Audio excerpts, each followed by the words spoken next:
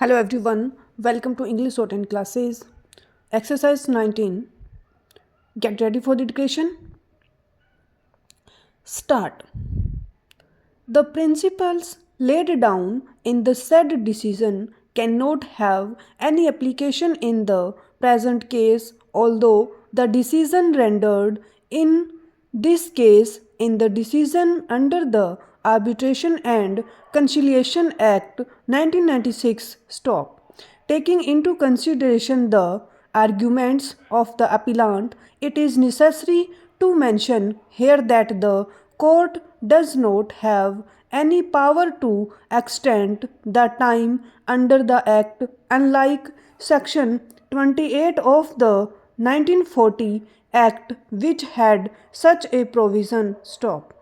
The court has therefore been denuded of the power to enlarge time for making and publishing an award. Stop. It is true that apparently there is no provision under the Act for the court to fix a time limit for the conclusion of an arbitration proceeding, but the court can opt to do so in the exercise of its inherent power on the application of either party. Stop. Where, however, the arbitration agreement provide the procedure for enlargement of time and the parties have taken recourse to it and consented to the enlargement of time by the arbitrator, the court cannot exercise its inherent power in extending the time fixed by the parties in the absence of the consent of either of them. Stop.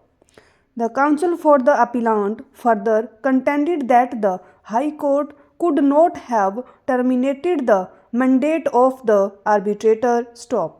With reference to the contention made by the appellant that the arbitrator, having concluded the proceedings, could not be said to have failed to act so as to attract the provision of Section 14 of the Act, which will call for termination of the arbitration proceedings. Stop.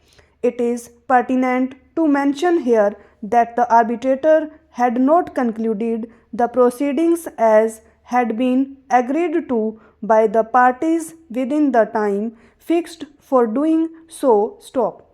It is an established statement that the said mandate of the arbitrator was terminated only because of the fact that the arbitrator, having failed to conclude his proceedings within time, did not warrant to be continued as an arbitrator in the absence of the consent of both the parties. Stop.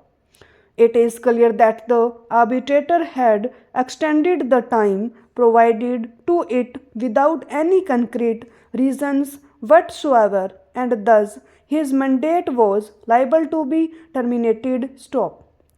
Subsection 1 within bracket B further states that the mandate of an arbitrator shall also stand to be terminated if he withdraws or the parties agree to the termination. Stop.